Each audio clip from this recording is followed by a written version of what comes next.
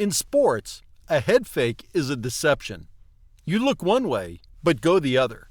You sell one story while executing another. It's more than a trick. It's a strategy. The goal isn't just to mislead your opponent. It's to control what they focus on. And if they fall for it, they're no longer playing their own game. They're playing yours. But the tactic isn't limited to the field or the court. It shows up in politics, in media, in economics, in the culture wars that dominate our lives. Misdirection isn't just a tactic. It's a defining feature of modern American life. What if the political debates that fill our timelines and dominate our dinner tables, the endless arguments about left versus right, red versus blue, freedom versus tyranny, aren't the real fight at all? What if they're the fake, the feint, the misdirection designed to keep us emotionally invested and perpetually distracted? What if our entire political culture, the very narratives we've inherited about liberty, patriotism, responsibility, justice, and who's really in charge, has been built on one long sustained head fake? What if this outrage isn't accidental? What if the confusion isn't a glitch, but the system working as designed? Because while we're busy watching each other, arguing, dividing, shouting each other down over slogans and symbols, someone else is calling the plays. This is the Great American Head Fake. And in this first episode, we'll define the play and start to ask who's really running it. In the game, a head fake is elegant misdirection. You trick your opponent into reacting to a phantom threat so you can move the ball where they're not looking. It's about control, of attention, of timing, of the psychological space between action and reaction. You don't need to overpower your opponent. You just need them to commit to the wrong thing, to bite, to follow the illusion while the real play unfolds somewhere else. That's the essence of the head fake. Not brute force, but guided perception. You don't tell your opponent what to believe. You lead them to believe it on their own. That way, they never realize they were manipulated at all. And while the move may have originated on the fields and courts, it didn't stay there. Because in politics, business, and media, the same principle applies. If you can get people to focus on the wrong threat, to fight the wrong battle, to answer the wrong question, you win without them even knowing they lost. Outside the arena, head fakes take on new forms. They don't look like crossover dribbles or play-action passes. They look like slogans shouted across talk shows, like headlines engineered for outrage, like debates so narrow they only allow two sides, both missing the point entirely. A head fake can be a partisan squabble designed to stir up loyalists, while bipartisan deals happen quietly in the background. It can be a culture war that dominates the airwaves, while real wages stagnate and wealth concentrates out of reach. It can be a social media firestorm about who said what, designed to inflame the algorithm while dulling the capacity for nuance. Sometimes the fake is flashy, loud, impossible to ignore. Other times, it's quiet, subtle, cloaked in virtue or patriotism, or even common sense. But the goal is always the same: direct the public gaze away from the real levers of power. And the most effective head fakes don't just mislead, they polarize. They pit neighbor against neighbor, turn workers against each other, fracture movements that might otherwise find common cause. Because division, too, is a kind of control. When you're busy fighting each other, you never stop to ask, who built the ring? So when we ask, what is a head fake? We're not just talking about a trick. We're talking about an architecture of distraction, a system that thrives on attention paid to shadows, while the substance disappears behind the curtain. In this series, we're going to pull back that curtain. Left versus right, conservative versus liberal, red versus blue. These are the colors we're taught to bleed for, the lines we're told to stand behind. From talk shows to school boards to state houses, the story is the same. We're a nation divided, locked in an eternal tug of war between two fundamentally opposed visions of the world.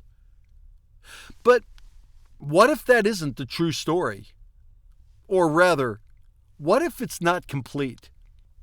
What if these so-called sides aren't really opposites, but mirror images, reflections of the same game, designed not to clarify our choices, but to obscure the absence of real ones? What if the debate isn't between two versions of freedom, but between two flavors of managed perception? We're sold the drama of democracy like it's a sporting event. Two teams, distinct colors, loyal fans, screaming across the stadium. But when the game ends, when the votes are counted and the cameras shut off, the same corporate sponsors are still running the concession stands. The same lobbyists are still writing the rules. Consider this. If the left and the right were truly fighting over foundational values, why do both sides often deliver the same results when it matters most? Endless wars, corporate bailouts, mass surveillance, widening inequality, hollowed out labor protections. The rhetoric changes, the party platform shifts, but the outcomes somehow stay the same. When the same defense contractors, pharmaceutical giants, and private equity firms fund both parties, when media companies rake in billions by feeding us outrage but never resolution, when every election is cast as the last stand against tyranny, yet somehow, no matter who wins, working people keep falling further behind, then maybe it's time to stop asking which team is better and start asking who wrote the rules of the game. False binaries serve a purpose. They channel dissent into predictable lanes. They divide the public into manageable tribes. They transform structural questions into personal vendettas so that the system itself remains off limits. Instead of asking why wages haven't kept up with productivity for 50 years, we argue over whose identity deserves more protection. Instead of addressing corporate monopolies, we fight over school curricula. Instead of naming the financialization of everything, we reduce politics to vibes, personalities, and team loyalty. And the cruel genius of it all is that the more emotionally invested we become in these artificial opposites, the harder it becomes to see that they may not be opposites at all. Just two hands of the same puppeteer, waving in front of our faces. That's the power of the false binary.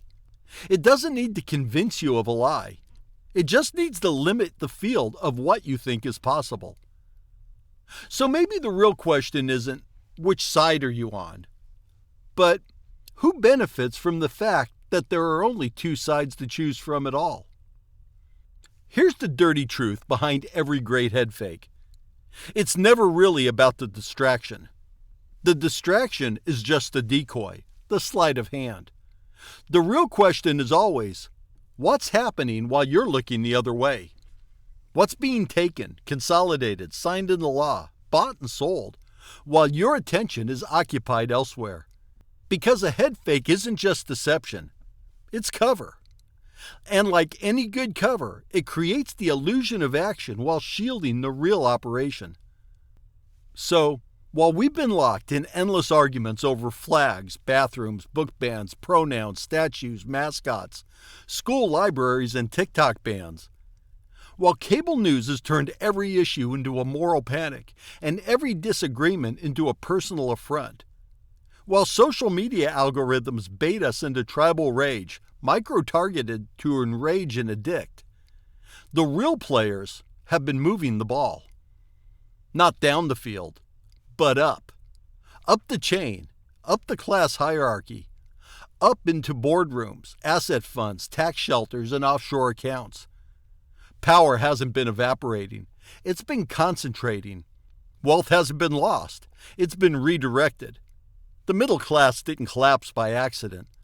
Labor rights didn't erode in a vacuum. Public services didn't defund themselves. These outcomes weren't glitches. They were features. And they all happened while the crowd was watching the wrong end of the field. That's the trick. That's the brilliance of misdirection. You don't need a villain when the audience will boo each other. You don't need a conspiracy when the culture enforces its own blind spots. You don't need chains when people have been taught to see their cage as freedom and their neighbor as a threat. It's not that there's some shadowy cabal pulling every string. It's more mundane, more dangerous than that. It's a system designed to feed the distraction, outrage, division, and inertia. A system where misdirection is profitable, division is monetized, and unity is a risk to the status quo. And it's working. Because while we're debating which books kids should be allowed to read, someone else is rewriting the rules that govern everything else.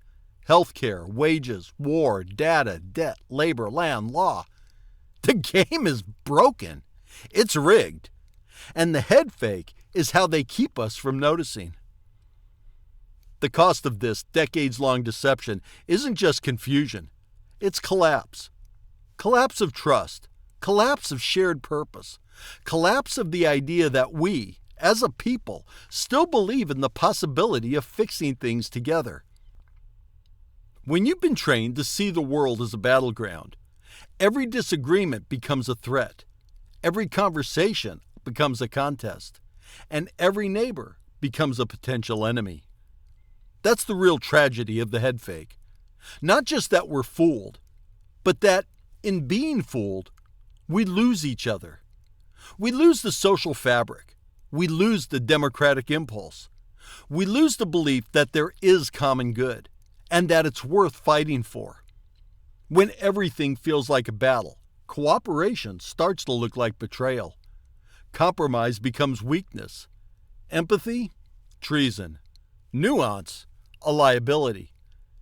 So we harden, we choose sides, we write people off for voting the wrong way, for using the wrong words, for watching the wrong news channel. We assume bad faith is the default. We forget how to talk to each other, how to listen, how to argue without hate, how to share space with people we don't agree with. And into that vacuum, where conversation used to be, seeps something darker. Loneliness, cynicism, resentment. The kind of spiritual decay that no political movement can solve. The kind of hollowing out that makes people stop believing anything can change. And while we're busy cutting each other out of our lives, over memes, over party labels, the architects of this division keep cashing in. Because a disordered, divided, demoralized population is the easiest kind to govern, and the most profitable kind to exploit. So, we have to ask, what if the enemy isn't your neighbor? What if the real enemy is the idea that there are only two sides, that every issue has to flatten into a binary, that disagreement means division, that only one side can win and the other must be destroyed? That's the illusion. That's the head fake. And we've been living inside it for a generation. In this series, we're going to walk through the fakes. Not just one, not just recent, but the whole damn playbook. Because the illusion didn't start last year, or last decade, or even with the internet. This has been building for generations, through cycles of war and boom and bust, through slogans and scandals, through new media and old myths, all reinforcing a system that feeds on division and sells distraction as democracy. We'll explore how the illusion of choice was engineered, not to empower you, but to manage you. How the culture wars became a substitute for economic justice. How outrage became a product and identity became a market. How bipartisan consensus has often meant bipartisan betrayal, especially when it comes to the working class, to public goods, to the foundational idea that government should serve people rather than the donors. We'll unpack how both parties built the surveillance state, how deregulation came with the bipartisan handshake, How the most important decisions are made off camera, while we fight over symbols on screen. But this isn't just about critique. It's about clarity. Because if we can learn to see the head fakes, really see them, then we can stop falling for them. And once we stop falling for them, we can start imagining something different, something better, something that isn't rooted in manipulation, division, or false choices. Because the only way to win a rigged game is to stop playing it on their terms. So, welcome to The Great American Head Fake, a series about the myths that keep us divided, the interests that keep us distracted, and the truths that might just set us free. Let's start where we've been misled.